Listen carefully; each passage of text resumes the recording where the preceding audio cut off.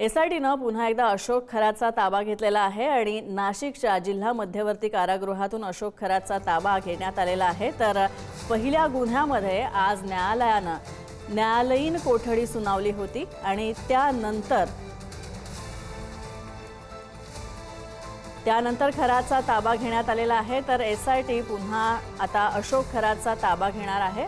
खरातची रवानगी आता नाशिकच्या मध्यवर्ती कारागृहात करण्यात आली होती, मात्र उद्या एसआयटीकडून अशोक खरात याचा ताबा घेतला जाण्याची शक्यता असतानाच आज एसआयटीनं खरातचा ताबा घेतलेला आहे आणि अशोक खरातला घेऊन एसआयटी पुन्हा महाराष्ट्र पोलीस अकॅडमीमध्ये दाखल झालेली आहे। किरण ताजने आमचे प्रतिनिधी आमच्या सोबत आहेत। किरण, आता पुन्हा उद्या अशोक खरातला न्यायालयात हजर करण्यात येणार आहे आणि एसआयटीकडे ताबा जातोय, काय अपडेट्स? खरं म्हणजे पहिल्या गुन्ह्यामध्ये अशोक खरात याला न्यायालयीन कोठडी खरं तर आजच्या दिवशी देण्यात आलेली होती। न्यायालयामध्ये आज पोलीस कोठडी संपल्यानंतर खरातला हजर करण्यात आलेलं होतं आणि त्या सगळ्या दरम्यान दुसऱ्या गुन्ह्यामध्ये ताबा मिळावा यासाठीचा पत्रव्यवहार देखील एसआयटी कडनं केला गेलेला होता। त्याबाबतची जी प्रक्रिया आहे ती उद्यापर्यंत होईल अशा स्वरूपाची अपेक्षा होती, त्याबाबतची माहिती देखील मिळत होती। मात्र आजच एसआयटीनं न्यायालयामधून त्या संपूर्ण प्रक्रियेचा भाग जो आहे तो पूर्ण करत कारागृहामध्ये पाठवलेल्या खरातला तातडीने त्याचा ताबा घेतलेला आहे आणि पुन्हा एकदा ज्या ठिकाणी एसआयटी प्रमुख तेजस्वी सातपुते आहेत त्यांच्या उपस्थितीमध्ये ही संपूर्ण चौकशी केली जाते, त्या ठिकाणी पुन्हा एकदा खरातला हजर केलेले आहे। त्यामुळे उद्या पुन्हा एकदा अशोक खरात याला नाशिकच्या न्यायालयामध्ये हजर केलं जाईल। दुसऱ्या गुन्ह्यामध्ये पुन्हा एकदा पोलीस कोठडीची जी मागणी आहे ती केली जाईल। या सगळ्या पार्श्वभूमीवर जर बघितलं तर एसआयटीच्या रडारवर सध्या खरात आहे।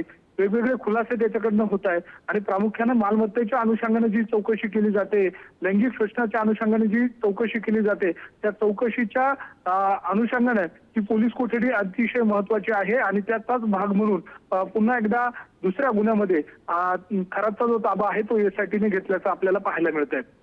नक्कीच किरण, पण आता तू म्हणतोयस त्याप्रमाणे आणखी एक गुन्हा आहे, त्यासाठी एसआयटी ताबा घेणार आहे अशोक खरातचा। तर या गुन्ह्यासंदर्भात थोडीशी माहिती।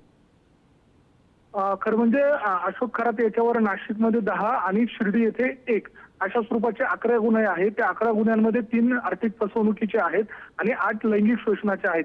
पहिला जो गुन्हा दाखल होता तो लैंगिक शोषणाचा होता आणि दुसरा गुन्हा देखील लैंगिक शोषणाचा होता। आता पहिल्या गुन्ह्यातली पोलीस कोठडी संपल्यानंतर दुसरा गुन्हा जो सरकारवाडा पोलीस ठाण्यामध्ये दाखल आहे, ज्यामध्ये विशेषतः लैंगिक शोषणासोबतच अंधश्रद्धेच्या अनुषंगाने जादूटोणा असेल किंवा नरबळी असेल या दृष्टीनं जो तपास करायचा आहे त्यासाठीची पोलीस कस्टडी उद्याच्या या युक्तिवादाच्या दरम्यान सुनावणीच्या दरम्यान केली जाऊ शकते, त्याबाबतचा हा गुन्हा आहे। त्यामुळे लैंगिक शोषणासोबतच नरबळी असेल किंवा जादूटोणा असेल अशा अनुषंगाने देखील आता एसआयटीच्या वतीने तपास केला जाणार आहे। त्यामुळे खरातचा पाय आणखी खोलात जाईल हे जवळपास निश्चित झालेलं आहे।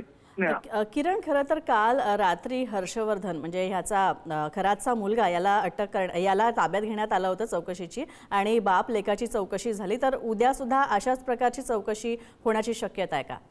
एक थोडक्यात उत्तर।